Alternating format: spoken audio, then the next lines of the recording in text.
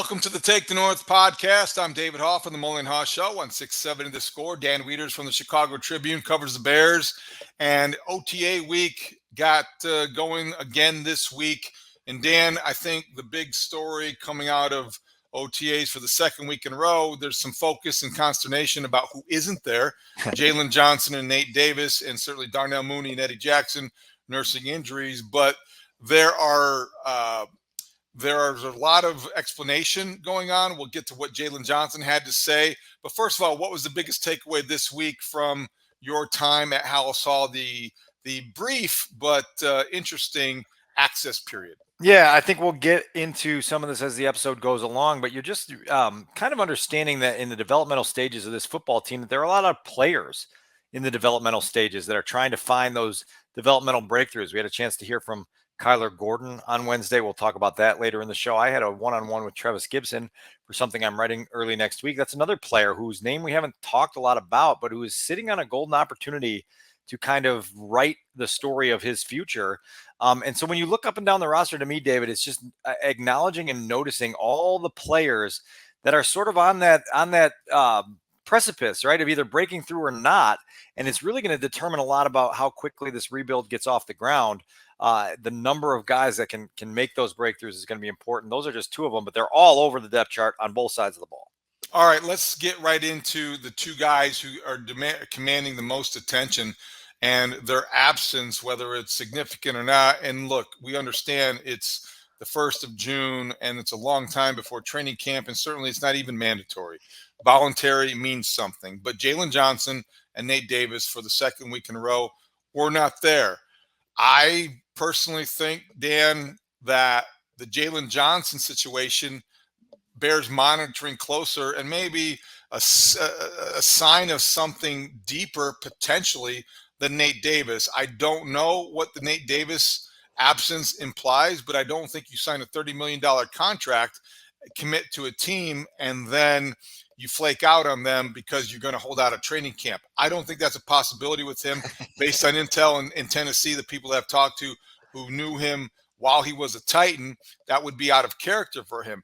Jaylon Johnson, I don't want to say or question his character, but I do think we have to remember he is in the midst of a contract negotiation. And to me, everything that he says, everything that he does or doesn't do is related to that contract negotiation. And I think that because of that, and because of the Bears' recent history in contract extensions with key premier defensive players not going well, that's why I think it's newsworthy at this point in time.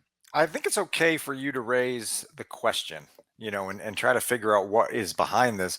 But then you hear from Jaylon in his own voice on ESPN on Thursday morning, talking with Keyshawn, Jay, and Max, and sort of explaining his absence in a way that debunks some of the speculation that we've been having about his contract potential discontent or whatever it may be. The word from Jaylon himself is that he will be back at the third week of organized team activities next week, back on the practice field the next time that the curtain lifts for the media next Wednesday, back for the mandatory minicamp the week following that. And hopefully this is all just a small little flare-up in the spring that is behind us by the middle of the summer. Jaylon's own explanation, David, on that ESPN program on Thursday morning was that he's been back home in Fresno, California, away from the offseason program because he wants to spend more time with his young daughter. As a young dad, he wants to be a family man and be there for his daughter more often in the offseason than he can be during the regular season, and that he's working on some charitable work as well. You can take that explanation however you want, and I'm sure we will get into the discussion here, but he also sort of downplayed any thought and dismissed any notion that any of this is contract related, saying winning takes care of paychecks. And if I can focus on winning and creating sort of the production that the Bears want from me, then the paycheck will take care of itself. So at this point, as we sit here on June 1st, I do not see this being something that becomes a potential contract standoff going into training camp at any time during training camp. I think Jaylon Johnson will be on the practice field every single practice that is there to be had during training camp as long as he's healthy, and that we'll continue to monitor the extension talks. But I don't think that this is going to escalate to the situation that it is rightfully fair to ask whether it may escalate into. Good. Everybody hopes you're right. Let me read his comments and statement, part of his statement to ESPN Radio, ESPN Television as well, before I get to some thoughts on what you just said. This is Jaylon Johnson on Thursday morning, June 1st. I'm going to be there for sure next week. I have a lot of things going on off the field. I have my daughter back home with me in Fresno, California, where I'm from, and she resides, and I don't get a lot of time back home during the season. So for me, the off season is time spent with her to make up that family time, and I'm a big family guy for sure. Being a young dad, I want to be present in my daughter's life for sure, and I take a lot of pride in that. Also, have a lot of things going on off the field. Last year, I was the Walter Payton Man of the Year nominee for the Bears, so I continue to live that. That's who I am. I have a lot of events I'm doing in my community back here in Fresno, being part of the church and donating, trying to create fundraising for my nonprofit, different things to tend to with different businesses here in Fresno. Jaylon Johnson to ESPN Thursday morning. Okay, so the reason I think that there are people like me and maybe not you who wonder where this is headed still is because the tone that the Bears have set in the way that they have addressed the question of his absence. That's This very, isn't very fair. this isn't something that they have explained or provided clarity. And you know what? Nothing to see here, guys. Jaylon's spending some time with his family. He has our blessing, and this is what he wants to do. We understand. Instead, we have no comment from the defensive coordinator on Wednesday. We have cryptic comments last week from the head coach. No more clarity yesterday from the head coach. So I think that the Bears, if there is any overreaction that people want to point to by people in the media or fans because of what they didn't get done with Roquan Smith and because of what they went through in season one with Jaylon Johnson a year ago at this time, it's partly because of the tone that they have set or what they refuse to provide in the way of clarity. On this, you and I are on the identical page because I don't know why the messaging of this has had to be so clunky and so clumsy. I don't know whether there is motive behind it from Matt Eberflus and Alan Williams and anyone else inside the building, but it certainly speaks of a concerted effort to not provide clarity on those things that you just talked about. Matt Eberflus had multiple opportunities last week and this week to say, hey, this is fine. It's all voluntary. Jaylon's made a decision that's best for him and his family, and we understand it. Alan Williams, when asked, is Jaylon going to be practicing today, said no comment, despite the idea that the media was going to be out on that very practice field seeing with their own eyes in 40 minutes that he was not going to be practicing. Just say he's not going to be out there today. He's not present. We talked about it last week. He's not here, and move on. And so it's always hard for me to interpret these kinds of things, David, because you know how consistently clunky the messaging can be inside that building and how unnecessarily complicated things can get inside that building. And so it leads to these things where you start to kind of see smoke or smell smoke that may or may not be there. And it's interesting because now I think we have to follow up next week with Matt Eberflus and saying, okay, well, Jaylon has now explained his rationale for missing big chunks of the offseason program. Why did you not allow us to understand what his reasoning was, given that you most likely knew what it was? And are you okay with it? I think that's the biggest question is, are you okay with it? And if not, how do you get on the same page with a guy that is supposed to be one of your cornerstone starters at a time when everything that you're propping up for your football team is about culture and try hard and effort and all in and belief and buy-in and all those things? It is very awkward. And I don't know whether it's awkward by design or awkward because awkwardness is what happens.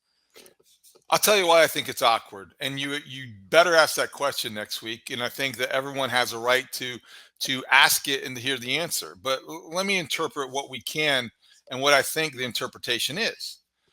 They're not on board with this explanation because as much as we can appreciate the NFL professional athletes need to get away from the grind and stay out of the building, and everyone understands that because everyone who has a job and a career for a living understands the value of getting away. Yeah. And we can all respect somebody who puts his family first. We can all respect people that spend time in church and donating to the community and all the things that Jaylon Johnson went to great lengths to explain he was doing. So are 84 other guys in Halas Hall or however many people are at OTAs this week have the same obligations. have the same pressures, have the same desires to want to spend time with their family. And to me, the reason it's gotten awkward, if you want to use that word, is because you're a football coach at the NFL level and you understand that people have a lot to balance. And we understand that the Players Association has mandated these are voluntary activities. You know what coaches want? They want volunteers, not hostages. That's a Mike Tomlin line. Every coach borrows it and uses it and repeats it. I don't think Matt Eberflus or Alan Williams, I'm just inferring by the tone and what they haven't told us, care how many responsibilities their players have. They have plenty of time in the offseason to address them. You have an obligation and maybe a responsibility if you're a leader of this team and if you want to be, to set an example. And you can't set an example unless you are here. That's all fair. I mean, I'm not going to push back hard on any of that, and I think that's something that, again, for a team that is pushing a certain sort of buy-in and determination and belief that you have to establish that 1 to 90, not just 1 through 22 and then 25 through 34 and then at various pockets of the roster. It's got to be 1 to 90, and you've got to roll with it.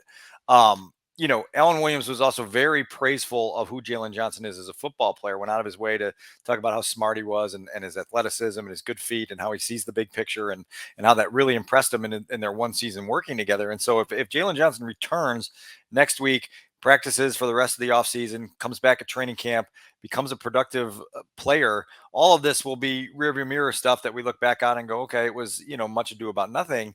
But it is fair right now to question it all. And it's fair to question both sides. I hope that Jaylon takes the podium next week when he's back and gives us a little more opportunity to probe his mindset and ask him why, he is exempt from doing the things, as you mentioned, that 80 plus other guys are doing. I hope Matt Eberflus gives us the opportunity to press him and saying, now that we know Jaylon's explanation for why he's not here, how do you respond to that, knowing that you have 90 guys that you have to set a standard for? It's all about learning about where the boundaries and the borders and the standards are here. I mean, I'll go back to 2014 and Lance Briggs missed a Labor Day practice for a quote unquote personal reason. And the personal reason was opening a barbecue restaurant not too far from where Jaylon Johnson is right now in California.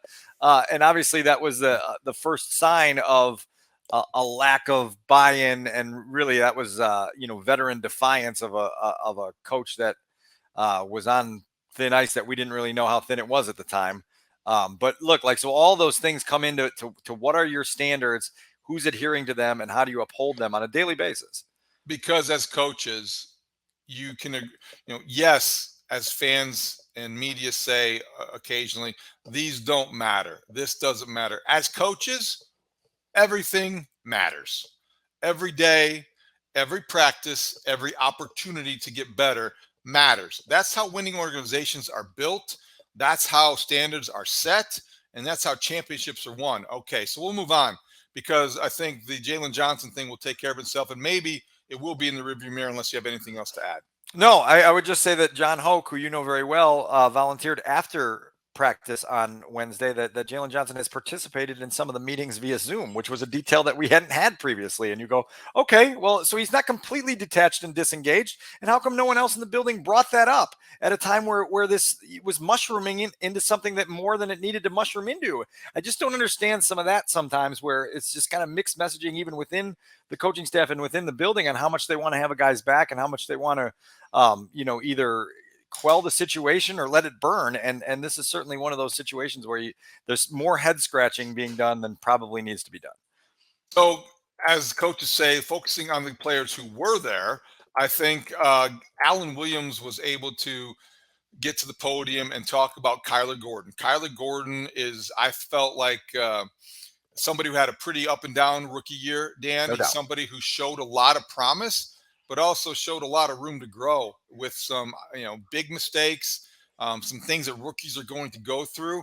I find it interesting that they're willing to, I don't want to say sacrifice, but I think take advantage a little bit of his athleticism and versatility by taking him from the outside and moving him to the nickel spot. I know it's a 12th starter role, but the fact that he, maybe, I don't say push back, but even talked about how he's more comfortable on the outside, but he's willing to play nickel, shows you what kind of teammate he is. But with Alan Williams talking about Kyler Gordon, what stood out to you about the way he described his rookie year and what he is expected to be doing this season? Yeah, so Kyler Gordon is one of the fascinating characters in this rebuild because he is the headliner of Ryan Poles' first draft class in 2022, and he's going to have to emerge into one of these, long-term starters, second contract guys that you're getting something out of every single week, so that you can continue on the pace of ascension that you want to continue down. Matt Eberflus was very clear a year ago at this time that the desire to play rookies was with a long view, with an understanding that they were going to experience some roller coaster moments, some ups and downs, some bumps in the road that were going to test them mentally, that were going to test their resilience and their fortitude. And then ultimately in the long haul, it was going to be beneficial because they would get through some of those bumps in the road before it was time for the Bears to be in win now mode, right? Which hopefully we're progressing towards. So ideally, the experiences that Kyler Gordon went through as a rookie are positioning him to have a much more comfortable and calm second season in this defense at a position now inside that is very demanding in that nickel role with two guys in Jaylon Johnson and Tyreek Stevenson likely on the outside, that will allow him to specialize in this slot corner role. The most interesting thing for me, and we'll hear from Alan Williams here in a second, was just the idea that year two provides relaxation, and that relaxation should provide production and just a little bit more confidence and certitude there in the defense. This is how Alan Williams kind of described what Kyler Gordon is doing and where he's at in the second season of his development. Well, it is a product of not being a rookie. It's just relaxing. Last year, everything was just in a frenzy because he wants to please, he wants to do, he wants to be so good. So it's just all the time. And now he's okay. He's relaxing. He's playing within himself. He's got his feet up underneath him. He's communicating more than he did. He already communicated before, but now it's more. So you can see when a guy can relax and go out there, and we call it the RPMs. That is, RPMs are not always in the red all the time.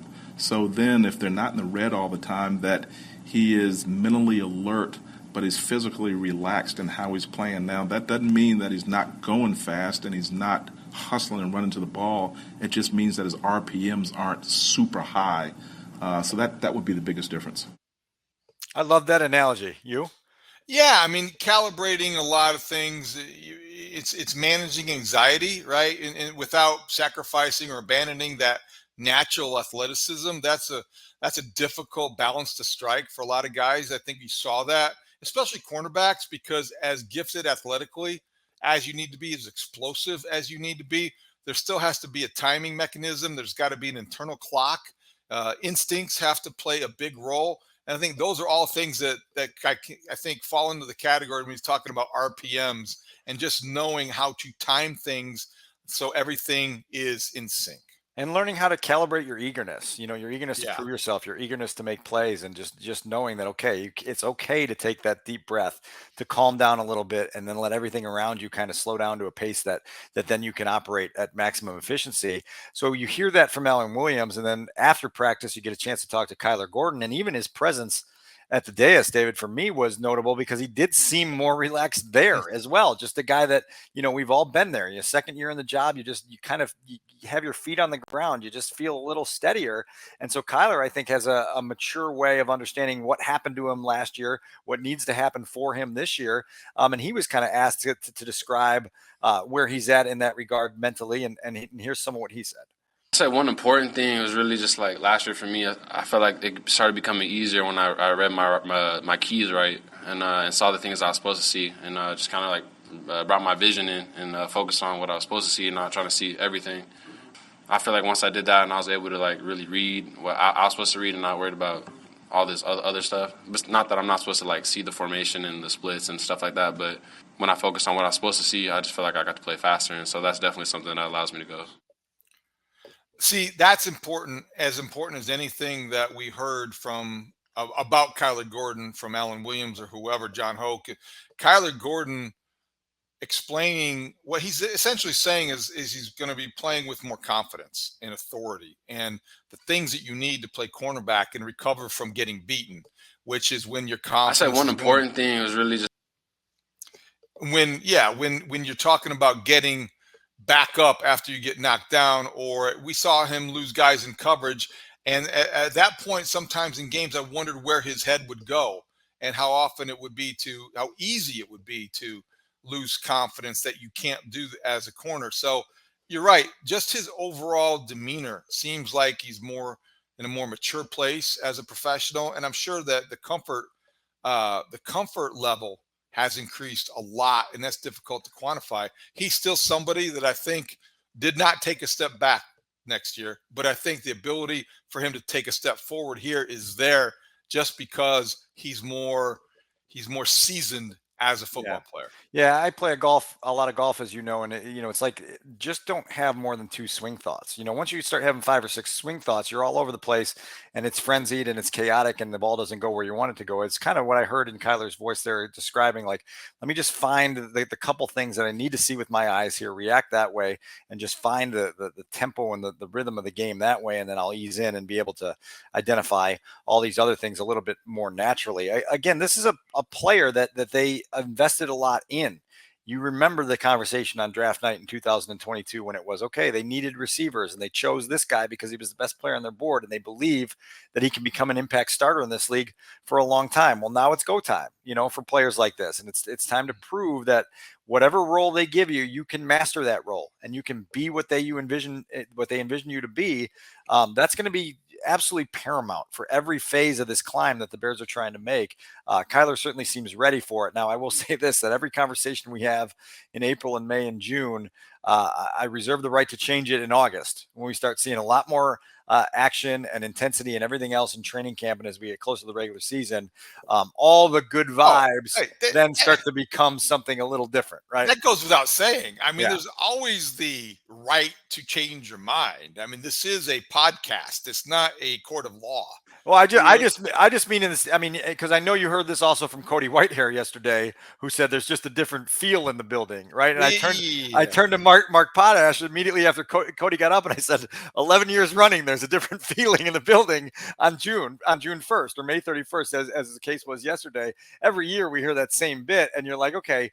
Many times this different vibe and different feeling in the building didn't amount to anything. I get that. There is that tendency for players to always feel like it's a different vibe. Now is the time, and I'm in the best shape of my life. And we're hanging out together on and off the field. We're going to the movies. We really have together. fun when we're drinking beer on a Thursday night.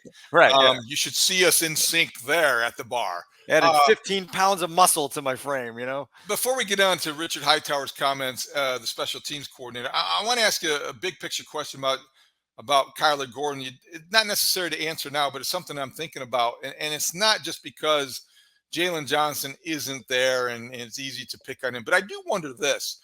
Do you think as the Bears look at those two guys specifically, they're starting corners, if you will, their best 2 corners, whose ceiling do you think they consider higher? Kyler Gordon, the guy they drafted, or Jaylon Johnson, really the more proven veteran they inherited? Because I think you could get in a pretty good debate. You could use some pretty good tape examples and look at the two. Right now, certainly Jaylon Johnson is more proven, but I don't know if in 3 years you're going to look at both guys and think that, Kyler Gordon has a lot of potential, and I think that's what I'm getting at. Well, when I came back in the league in 2011, I was around one of the best nickel corners to ever play, and that's Antoine Winfield. And so that for me, that's the standard of a guy who just understood every play and what he was responsible for and how to see it. And so that's kind of your best case scenario for Kyler Gordon, is that he continues to mature and evolve and develop into that kind of guy. A guy can be a weapon for you as a blitzer, can make tackles, who can understand where he's supposed to be in coverage and do all the things that position requires of you. Now, look, they gave Jaylon Johnson a lot of trust in 2022. They let him follow some top flight receivers on occasion, including A.J. Brown in the well-documented game where he gave up a ton of yards, but everyone felt really good about the yards he didn't give up. And so it was kind of that mixed bag with Jaylon Johnson where they were comfortable saying, go shadow him, take him the whole game. And then the numbers kind of threw you off a little bit, and then the tape told you a little something different, and it was a little confusing. But I think they have great confidence and optimism in who Jaylon can be. It's just all about kind of the consistency component and just getting that production up a little bit. You have to be able to take the ball away in this defense to become a star, to become a standout, and so that's the next step for Jaylon Johnson. If they get that right, with those two guys, and then obviously Tyreek Stevenson, a rookie who physically looks the part every time you watch him practice. You're like, okay, I get it, right? I understand that the traits, the length, the speed, the explosion, all that stuff is right there for you. If they can get those three guys playing close to their potential for this upcoming season, man, it's going to be a much better looking defense. All right, so Alan Williams wasn't the only coordinator to speak at Haugh on Wednesday.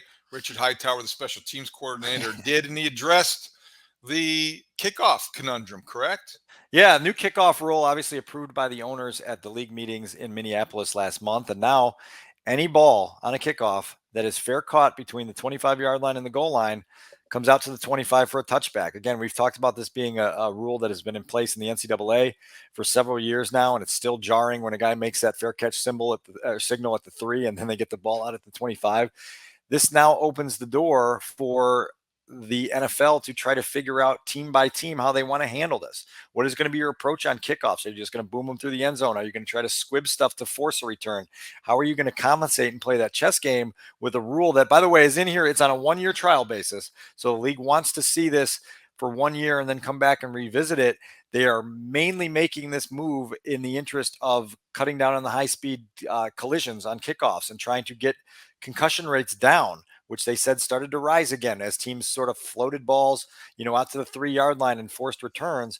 But Richard Hightower was pressed on this. He got about probably 5 or 6 questions on the topic, was trying to steer around them as best he could. He would not would not publicly express what we all know is league-wide criticism from coaches of what this rule does to the actual football playing part of the game.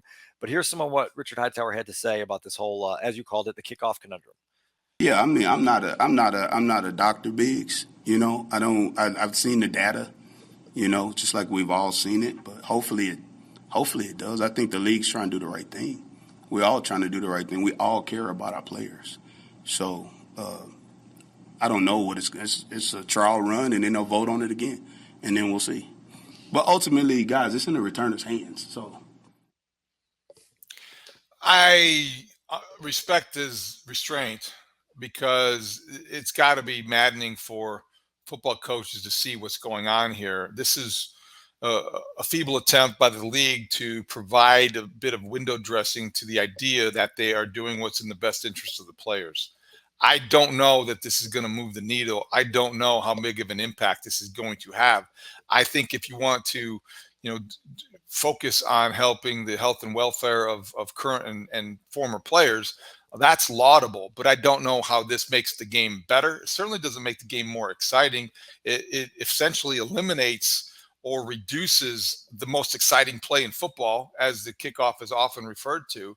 And I just don't know that it's something that is a step in the right direction. And the numbers speak for themselves. I suppose you can find, numbers to support the idea of reduced concussions, but there's a lot of things that go into that, and I just don't know that this is a rule that I embrace or like at all. Richard Hightower was asked if he could ever imagine the game without kickoffs, and he said, well, think about baseball, think about basketball, think about football. You say, what time is first pitch? What time is tip-off? And in football, you say, what time is kickoff? So if you took the kickoff out of the game, we'd have to say, what time is the first snap? And it would get really confusing for everybody. That's neither here nor there, but obviously it's something that I think the league is going to be interested to at least monitor for a year. We'll see how it kind of operates in the preseason. We'll see. Again, there's some chess that needs to be played with this now. And that's one of the reasons we were kind of grilling Richard Hightower on this is, what are you going to do? You're going to have to set up guidelines for your upbacks, for your return men. What are the rules for signaling for that fair catch? What do you want to do as a kickoff team? Do you want to squib stuff to an area where you can go get a play inside the 25, and how many different things does this introduce strategically? That's something that's a wait and see proposition, but I'm certainly fascinated by some of that maneuvering that's going to go on as soon as we start getting into game action. It eliminates players too from being able to take advantage of their most unique skill set. In the case of, guys who make the team because of their return capabilities, guys who make the team because of their coverage capabilities. This makes it easier to cut somebody like that. If you're looking at a numbers game, if you're looking for reasons to get rid of your sixth linebacker or whatever the case may be, because you're keeping him based on his ability to cover kicks. And when in fact, that may not be a case.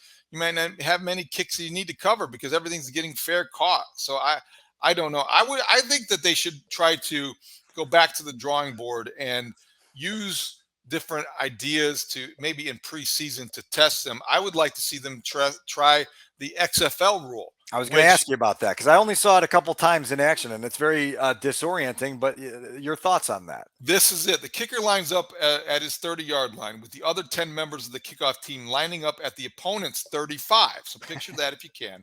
5 yards away from the returning team. Only the kicker and one returner can move until the ball is fielded. Once the ball is fielded, then everybody goes into action. Touchbacks are spotted at the 35-yard line. So it encourages the kind of action, and it doesn't give you the long run up because you're at the opponent's 35-yard line. And so I think when you talk about that, it is more like a defensive play. It's more like an open field tackle. Still, you have to be somebody that is, pursues the ball with reckless abandon, but it also encourages the fundamental art of tackling, which is lost in the NFL. I liked what I saw in a small sample size at the XFL level. I just don't think the NFL would ever say, oh, yeah, the XFL has a better idea. Let's steal that. Well, I mean, let's see what the data is, and if somebody can provide evidence that, okay, this is a much safer version of a more exciting play, then maybe we do look at that. You're right. They are very resistant to making changes, particularly as one coming from a league like the XFL. But it is it's interesting to consider. Who knows? Like, what is Devin Hester's career as a Chicago Bear if he enters the league in 2023 as opposed to 2006? He's not going in the Hall of Fame eventually because of his ability to fair catch. He never would even be considered if I mean, is he on the roster for 3 years? Right.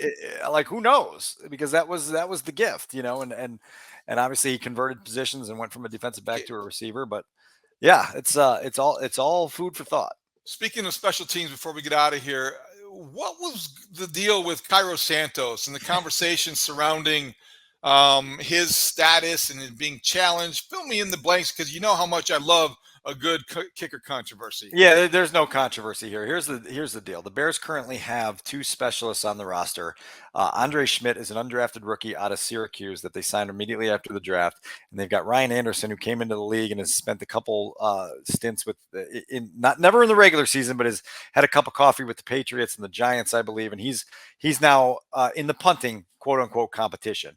There's every seed of thought inside the building at Hallis Hall that your opening day kicker will be Cairo Santos and your opening day punter will be Trent Gill. They've got some camp legs to take some wear and tear off these guys. They've got a little bit of healthy competition, if you want to call it that. But I think sort of the conversation was, well, why do you need these guys here? And is it notable given that, as we talked about last year, Cairo Santos missed 5 extra points, including several in a flurry there during the year where you go, whoa, is he not reliable anymore? And Richard Hightower's point was we finished the season top 5 in the league in field goal percentage. And so if you want to call that a struggle, then go ahead and call that a struggle. But we feel good about Cairo. And the counterpoint is, well, we're not just talking about field goals. He also missed those 5 extra points. And the pushback was, well, by the end of the year, he made some technical adjustments. He got it corrected and we think he'll be fine. So it is one of those June conversations that is just kind of for the sake of June conversation. Hey, what are these two guys doing here? I think we've got our answer for now. We'll obviously keep an eye on it, but I don't see any 2019 version of Eddie versus Elliott and all of the things that went on during a wild 4-month span that ultimately led with Eddie Pinheiro, or ultimately finished with Eddie Pinheiro kicking that game winner in Denver. Wasn't that the Augusta silence? We had silence. Casey Bednarski making a kick to end practice and doing a backflip, and Matt Nagy wasn't happy with that, which always bothered me because it was like, if you're going to tell everybody to be you and that guy wants to do a backflip, he's just being him. You can't be mad at him for being a kicker doing a backflip. There were all sorts of stuff that went into that circus in 2019. It was quite a time to be alive. I will never forget it may have even been Mother's Day, but it was a rookie mini camp Sunday where we were on the field away from all the football players watching 9 kickers who ultimately didn't go to training camp attempt kicks from all different distances and losing balls in the forest and everything else. I think that would be a good project for you to come up with the 5 most manufactured, contrived OTA controversies. Oh yeah, we could go back. We could go back over my time There's and dig a few definitely. up. They're Yeah. always there. I mean, we were talking about it, David, yesterday, just about how, I mean, this is NFL manufactured. We have turned this into a year-round headline creating machine. It is what it is. And so people expect something to happen on days where nothing is happening. And then it somehow gets, you try to put the right frame around it. You try to explain to people, here's what it is. And still you log onto your internet the next day and you see things cherry picked in headline and you go, how did that become the Listen, story out of I camp need A, B, or C? I needed to know that Khalil Herbert is trying boxing as a means of improving his pass protection skills. I don't know about you, but I appreciated that nugget of information. Always good nuggets. And you've got an opportunity here, over the next few weeks to get a little bit more of those. I'll just give you one tease again. I told you I spoke with Travis Gibson one-on-one for a piece I'm just doing on him and what's at stake for him going into his contract year. We talk all about Mooney and Komet and Jaylon Johnson. Well, he's part of that same draft class going into a contract year, coming off a very disappointing season in which he went 105 days between his second sack and his third sack. And he feels every bit of that frustration. He feels like he's gotten stronger, feels like he's got a better change of direction. And they're going to be playing him, David, both on the left side and the right side, trying to find a niche for him to be a pass rusher. But it's really cool to hear some of the introspective thoughts he had going into a pivotal year. And again, one of those guys that is, a previous regime brought him in, but there's a lot to be gained by the current regime if he materializes into the player that he can be. And so that's another guy that'll be worth keeping an eye on as we get into camp. Speaking of Travis Gibson, before we leave, any other updates, any other guys on the street, any other pass rushers of note that the Bears or Bears fans should be paying attention to? Well, it sure seems like Yannick Ngakwe's name is coming up in certain forums more often. And look, like you're at the stage now where I don't know what the resistance would be in some of these cases to just grabbing a guy. You can get a guy for a 1-year deal and not screw up your long-term build. You just need somebody more proven at rushing the passer. And obviously you want to give some of your younger guys a chance to emerge and develop, but eventually you've got to give your football team a chance to be as competitive as possible. So that's a guy that I would at least keep on the radar for now. And Matt Eberflus, when asked about, hey, are you guys still keeping an eye on free agents, was like right to the point. We're interested in a lot of free agents, and in a very vanilla Matt Eberflus way, he was very clear in saying, we're keeping our eyes on a lot of things. And obviously those discussions are ongoing inside Halas Hall. And I think you and I are sitting here every week going, when is it going to pop? When are we going to get the news that somebody has been added to this team? Well, Dan, there will be a superstar at Soldier Field over the weekend because Taylor Swift's coming to town. Yeah, you going? Yeah, I do not have tickets. I have seen her there, but I would prefer to pay my mortgage this month rather than buy Taylor Swift tickets to sit in the 400 level. Well, we can go see her when she opens up the new barn in Arlington Heights. How do you feel about that? Oh, well, I think she'll still be probably very relevant in 2027. I think I'll probably still like her music. Yes, I'm not afraid to admit it. Taylor Swift is a great songwriter, and that is just fact. So you don't have to like her, but I do respect everything about Tay-Tay. I saw Soldier Field sent out like a note that people are already started gathering way too early for this concert. Is it the concert's not till Saturday? Is that right? I think it's Saturday and Sunday. She's playing 2 shows. I will the lawns outside Soldier Field are already filling up with people, and they're like, "Hold on, it's too early for this." I pass Soldier Field every morning, right around 4:45 a.m. And if they are there tomorrow, I'm likely to stop by and to honk my horn and say, "Okay, I know this all too well." Studs tells us that they were out there early to get the merchandise. Oh, okay. So, okay. Yeah, So maybe you might want to hurry tomorrow and make sure that there's some left on your way. Well, that's something to look forward to. All right, Dan, anything else we left out? Big weekend ahead. I think next week we'll reconvene and see where things stand with everything. But I think we covered it all. Yeah, no doubt. And another week of OTAs and then the mandatory minicamp. And then we can actually press pause on the NFL for like 3 weeks. We're going to get a 3-week pause in the NFL, David. You can create all your own headlines if you want, but I won't be reading them. How about the Illinois basketball program getting a couple guys coming back out of the draft? Terrence Shannon Jr. being among the headliner. Coleman Hawkins too as well. That's a big news story for Illini Nation. They frustrated me so much last season that I can't even get behind it right now. You're going to have to wait to ask me that question until November because you can't get behind it. Well, mean, like you Yeah. get your hopes up all the time with this program, and the best season they had, in my opinion, was I think they could have made a deep run in March 2020, and then the world shut down right when they were getting hot. I think their last game they hammered Iowa at Assembly Hall. Really good year the next year, and then got that bad draw with Loyola, right, in Io's last game, and it's been a lot of. Ugh. I mean, when's the last time they saw the second weekend of the tournament? okay, I'm sorry I opened that door because Yeah, I why know did you do this? This is a whole I know. separate I'm sorry, episode. the torture. All right. Well, we'll wrap it up. We'll have more Bears talk next week when we drop the Take the North podcast. You can get the Take the North podcast on your free Odyssey app or wherever you get your podcasts. Download, listen, and subscribe. Give us some feedback. Let us know what you think. For Adam Szynski, our producer, Dan Wiederer, covering the Bears for the Chicago Tribune, and I am David Haugh from the Mully and Haugh Show on 670 The Score. We will talk to you next week. Thanks for listening. I and I.